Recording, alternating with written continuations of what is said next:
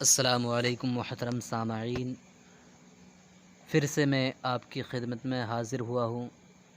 درس بخاری بزبان حضور تاج الشریعہ رحمۃ اللہ علیہ، پارٹ نمبر 3 یعنی درس نمبر 3 لے کر آپ تمامی حضرات سے گزارش ہیں کہ آپ اگر میرے چینل میں نئے ہیں تو میرے چینل کو سبسکرائب کریں، لائک کریں، شیئر کریں اور بیل آئیکن کو پریس کریں تاکہ ہر نئی ویڈیو آپ تک پہنچ سکے۔ شکریہ۔ بسم اللہ الرحمن الرحیم، نحمده ونصلی ونسلم علی رسولہ الکریم۔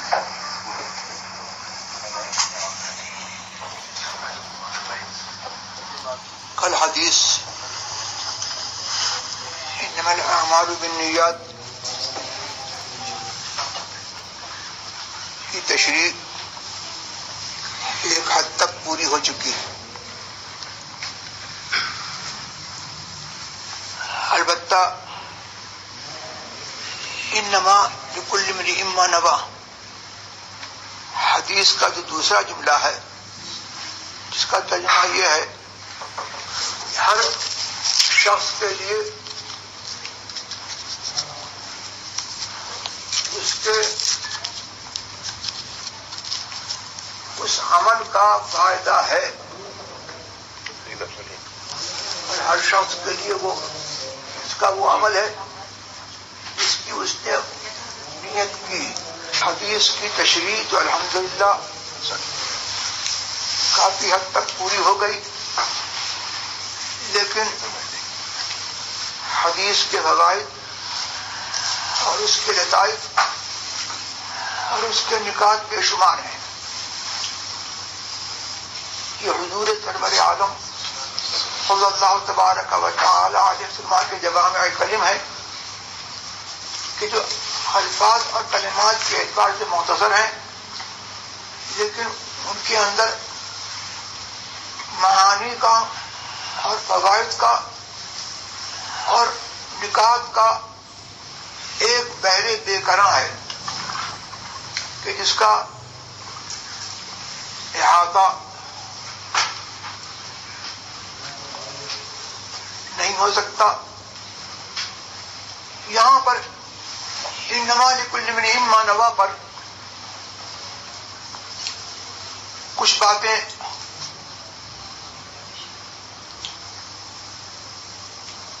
احاطہ بیان سے باہر رہیں۔ آج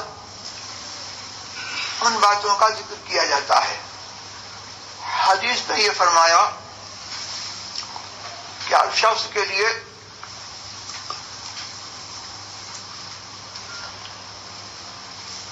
اس کا وہ عمل ہے جس کی اس نے نیت کی، یا یہ کہ ہر شخص کے لیے وہ ہے جو اس نے نیت کی، یعنی ہر شخص کو اس کی نیت کا فائدہ ہے، اور ہر شخص کو اس کی نیت کا فائدہ ہے۔ اس کا مطلب یہ ہے کہ نیت کو بہرحال ہر عمل کے مقبول اور معتبر یا صحیح ہونے میں دخل ہے۔ جو اعمال جن میں نیت شرط ہے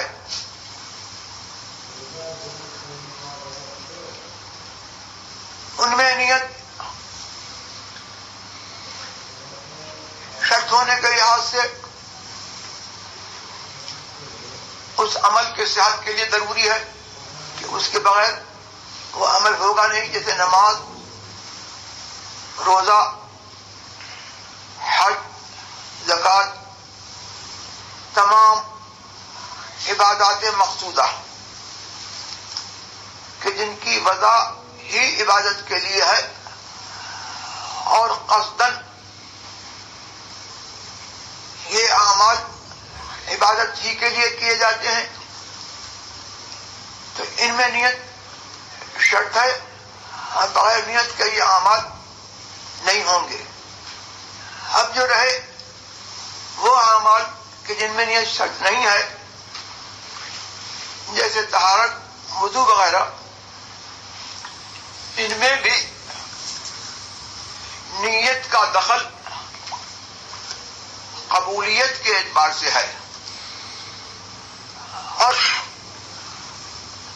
نیت کا دخل ان اعمال میں بھی اس اعتبار سے ہے کہ اگر نیت کرے گا تو اللہ تبارک و تعالی کے یہاں اس کا یہ عمل لکھا جائے گا، اور اس پر اس کو ثواب ملے گا۔ تو نیت کا دخل جو ہے وہ ہر عمل میں ہے۔ بعض اعمال میں صحت کے لیے ہے، اور تمام اعمال میں حصول ثواب کے لیے اس کا دخل ہے۔ اس سے پتہ یہ لگا کہ نیت عمل کی جان ہے۔ اس سلسلے میں ایک حدیث کہیں نقل کی جاتی ہے کہ نیت المؤمن خیر من عملہ، مومن کی نیت اس کے عمل سے بہتر ہے۔ محدثین کو اس حدیث کے بارے میں کلام ہے، لیکن اس حدیث صحیح سے اس حدیث کا معنی اور اس کا متن ثابت ہے کہ حضور نے فرمایا انما لکل امرئ ما نوى، ہر شخص کے لیے اس کی نیت کا فائدہ ہے۔ اس سے وہ بات ثابت ہو گئی کہ مومن کی نیت اس کے عمل سے بہتر ہے۔ اور دوسرے بھی بعض روایات سے یہ ثابت ہے کہ اگر کسی نے نیکی کا ارادہ کیا اور پھر کسی وجہ سے اس کو عمل میں نہ لایا، وہ نیکی نہ کر سکا، تو اللہ کے یہاں ایک نیکی لکھی جائے گی۔ اس سے پتہ لگا کہ نیت خیر جو ہے وہ خیر محض ہے۔ آدمی خیر کا ارادہ کر لے، کر پائے نہ کر پائے، اللہ کے یہاں ایک نیکی لکھی جائے گی۔ اب اگر اس کو کر لیا تو 10 نیکیاں لکھی جائے گی۔ سبحان اللہ۔ اور یہ اس کی رحمت ہے۔ ہونا یہ چاہیے تھا کہ اگر بدی کا ارادہ کرے تو محض ارادے کے بنا پر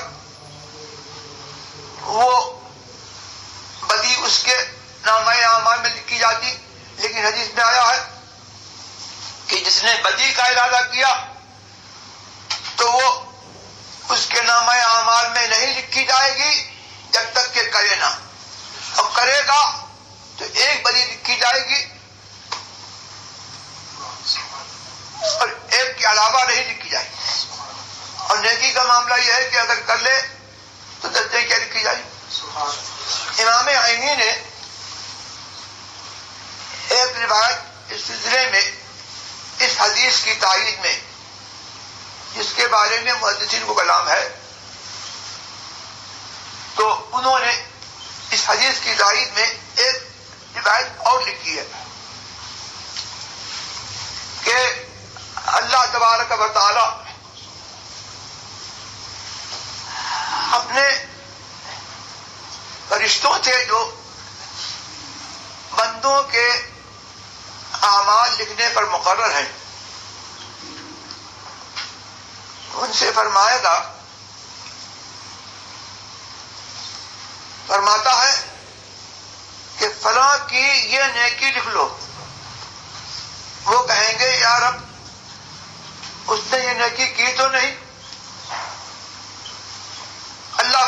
لگا کہ اس نے اس نیکی کا ارادہ کیا تھا، تو محض ارادے کی بنا پر جو ہے وہ نیکی جو ہے لکھی گئی۔ تو ان تمام روایات سے ثابت ہوتا ہے کہ متن اگرچہ سند کے اعتبار سے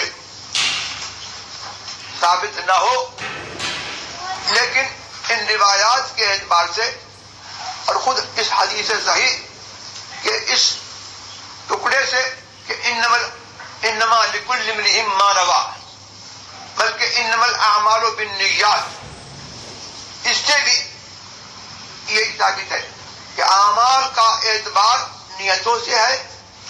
نیت خیر کی ہو گئی، اللہ کے یہاں عمل لکھ گیا، اور آدمی نے جو کیا اس کے لیے اس کا فائدہ ہے۔ تو اس حدیث صحیح سے اور دوسری روایت سے نیت المؤمن خیر من عملہ، یہ متن جو ہے اور اس کا معنی ثابت ہے۔ تو اب جو کلام ہے محدثین کو وہ سند کے اعتبار سے ہے۔ یہاں سے یہ پتہ لگا کہ کبھی جو ہے محدثین کسی حدیث کے بارے میں کلام کرتے ہیں سند کے اعتبار سے، تو اس کا مطلب یہ نہیں ہے کہ جس حدیث کی سند محدثین کے نزدیک ضعیف ہو وہ حدیث ہے ہی نہیں۔ جس دور سے آج کل کے دریدہ ذہنوں نے یہ سمجھ لیا ہے کہ جو حدیث ضعیف ہے تو وہ حدیث ہے ہی نہیں، حدیث موضوع ہے اور وہ رد کر دینے کے قابل ہے، بلکہ سند بہت مرتبہ ایسا ہوتا ہے کہ سند ضعیف ہوتی ہے لیکن حدیث کا معنی جو ہے دوسری روایتوں سے ثابت ہوتا ہے، جیسے کہ کی گئی یہ المؤمن خیر من عملہ، اس کا حال ہے کہ اس کی سند ضعیف ہے، محدثین کو اس پہ کلام ہے، لیکن اس کا معنی جو ہے وہ دوسری روایات سے جو ہے اور حدیث صحیح سے جو ہے وہ ثابت ہے۔ اور کبھی ایسا ہوتا ہے کہ سند جو ہے بہت مضبوط ہوتی ہے اور اس سند کے صحت کی بنا پر جو ہے یہ لازم نہیں آتا کہ وہ حدیث جو ہے فی نفسہ جو ہے وہ ثابت ہو یا صحیح ہو۔ تو ذو پہ کبھی یہ ہو سکتا ہے کہ سند صحیح ہو اور حدیث ثابت نہ ہو، اور یہ بھی ہو سکتا ہے کہ سند ضعیف ہو اور حدیث کا معنی دوسری روایت سے ثابت ہو۔ چلیے اب یہاں پر دوسری حدیث پڑھیے۔ حدثنا عبد الله بن يوسف قال اخبرنا مالك عن هشام بن عروة عن أبيه عن عائشة ام المؤمنين رضي الله تعالى عنها ان الحارث بن هشام رضي الله تعالى عنه سأل رسول الله صلى الله تعالى عليه وسلم فقال يا رسول الله كيف يأتيك الوحي؟ فقال رسول الله صلى الله تعالى عليه وسلم احيانا يأتيني مثل صلصلة الجرس وهو أشده علي فيفصم عني وقد وعيت عنه ما قال، وأحيانا يتمثل لي الملك رجلا فيكلمني فأعي ما يقول۔ قالت عائشة رضي الله تعالى عنها ولقد رأيته ينزل عليه الوحي في اليوم الشديد البرد فيفصم عنه وإن جبينه ليتفسد عرقا۔ یہاں پر اس حدیث میں طرق وحی کے کون کون سے طریقے ہیں وہ میں نے اجمالاً بیان کر دیے تھے۔ تو یہاں پر اس حدیث کے اندر دو طریقے مروی ہیں۔ حضرت حارث بن ہشام نے سرکار سے پوچھا کیف یاتیک الوحی، یا رسول اللہ آپ کے پاس وحی کیسے آتی ہے؟ تو فرمایا احیانا یاتینی مثل صلصلۃ الجرس، یاتینی مثل صلصلۃ الجرس، کبھی ایسا ہوتا ہے کہ جیسے گھنٹی کی کھنک ہوتی ہے، گھنٹی کی کھنک کی آواز سے کی طرح میرے پاس آتی ہے، وہو اشد علیہ، اور وحی جتنے طریقوں سے آتی ہے وہ ایک اتنا بار بوجھ ہے جس کو اٹھانے کے قابل نبی ہی کا سینہ ہے. کسی اور انسان کا سینہ جو ہے وہ اس کو اٹھانے کے قابل نہیں ہے. اور سینہ تو درکنار. حضرت زید بن ثابت جو کاتب وحی ہے، اسی بخاری میں ان کا یہ حال یہ آئے گا کہ حضور سرور عالم صلی اللہ تبارک و تعالی علیہ وسلم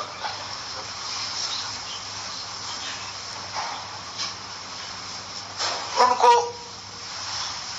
قرآن کی ایک آیت دکھوا رہے تھے.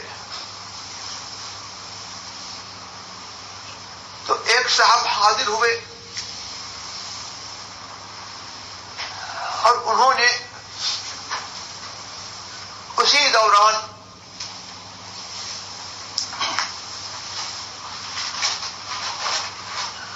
اپنا عذر پیش کیا. تو ان کی رعایت سے وحی نازل ہوئی. حضور پر وحی نازل ہونا شروع ہوئی اور حضور کی ران مبارک زید بن ثابت کے زانوں پر تھی اور اتنا بوجھ ان کو محسوس ہوا کہ وہ کہتے ہیں کہ ان کادت فخذی لترد، میری ران ایسا لگتا تھا کہ ٹوٹ جائے گی. وہ آیت جو ہے وہ نکالو. لا يستوي القاعدون من المؤمنين غير أولي الضرر والمجاهدون في سبيل الله بأموالهم وأنفسهم فضل الله المجاهدين بأموالهم وأنفسهم على القاعدين درجة وكلا وعد الله الحسنى. حضور یہ آیت دکھوا رہے تھے. لا يستوي القاعدون من المؤمنين والمجاهدون في سبيل الله بأموالهم وأنفسهم فضل الله المجاهدين على القاعدين درجة وكلا وعد الله الحسنى. آیت جیسے میں نے پڑھی اس طور پر تھی. حضرت عبداللہ ابن ام مکتوم جو معذور تھے وہ حاضر ہوئے. پہلے میں اس آیت کا ترجمہ کر دوں. حضور نے یہ آیت دکھوائی جس میں مجاہدین کی فضیلت بیان کی گئی اور جو کسی وجہ سے جہاد میں شریک نہیں ہوئے، جن لوگوں پر جہاد فرض نہیں تھا وہ جہاد میں نہیں گئے. جہاد فرض کفایہ تھا تو کچھ لوگ جہاد میں گئے، کچھ لوگ نہیں گئے، کچھ لوگ بیٹھے رہے. تو اللہ نے مسلمانوں میں جو بیٹھے رہے ان کے بارے میں فرمایا کہ وہ ان کے برابر نہیں ہیں جو اپنے جانوں سے اور اپنے مال سے اللہ کی راہ میں جہاد کرتے ہیں. اللہ تعالیٰ نے مجاہدین کو بیٹھنے والوں پر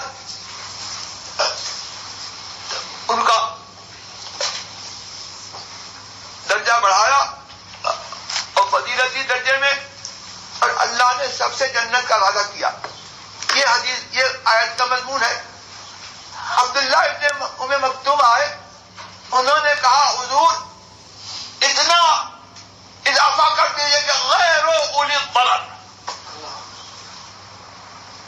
عبداللہ ابن ام مکتوم کا ارشاد سوال کرنا جو ہے اس بات کی جو ہے وہ دلیل ہے کہ صحابہ جو ہے یہ سمجھتے تھے کہ اللہ تبارک و تعالیٰ کی طرف سے محمد الرسول اللہ کو قانون ساز بنایا گیا ہے، شارع بنایا گیا ہے، جس کے لیے جو چاہیں تخصیص فرما دیں.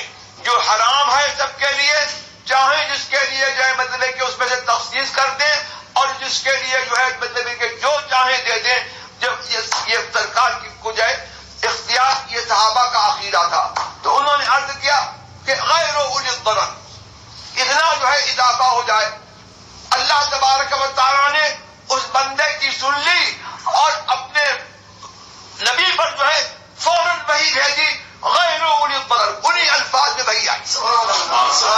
یہ موافقات عبداللہ ابن ام مکتوم میں ہے اور حضرت عمر کے موافقات کی تو گنتی ہی نہیں ہے کہ جن الفاظ میں انہوں نے سرکار سے عرض کی انہی کلمات میں جو ہے اللہ تبارک و تعالیٰ نے حضرت عمر کی موافقت میں جو ہے وہی اتاری. تو اب غیر اولی الضرر کتنا سا کلمہ ہے.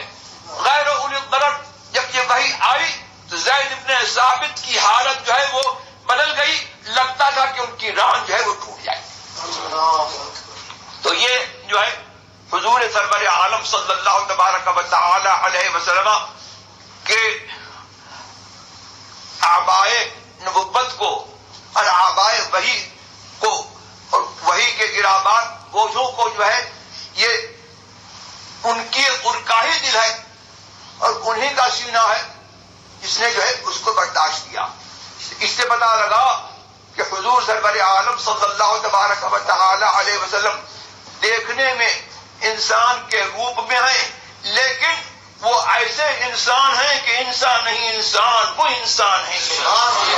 اللہ کی سرتا بقدم شان ہے یہ انسان نہیں انسان وہ انسان ہے یہ. اور قرآن تو ایمان بتاتا ہے نہ ایمان یہ کہتا ہے میری جان ہے. اور اس قسم کے واقعات جو ہے وہی کے اور بھی ہیں. اللہ اکبر, کون سا انسان جو ہے وہ حضور سرور عالم صلی اللہ تبارک و تعالی علیہ وسلم پر وہی نازل ہو رہی ہے تو ان کی صحبت میں بیٹھنے والا انسان تو ان کے وحی کے بار کو جو ہے برداشت نہ کر سکے.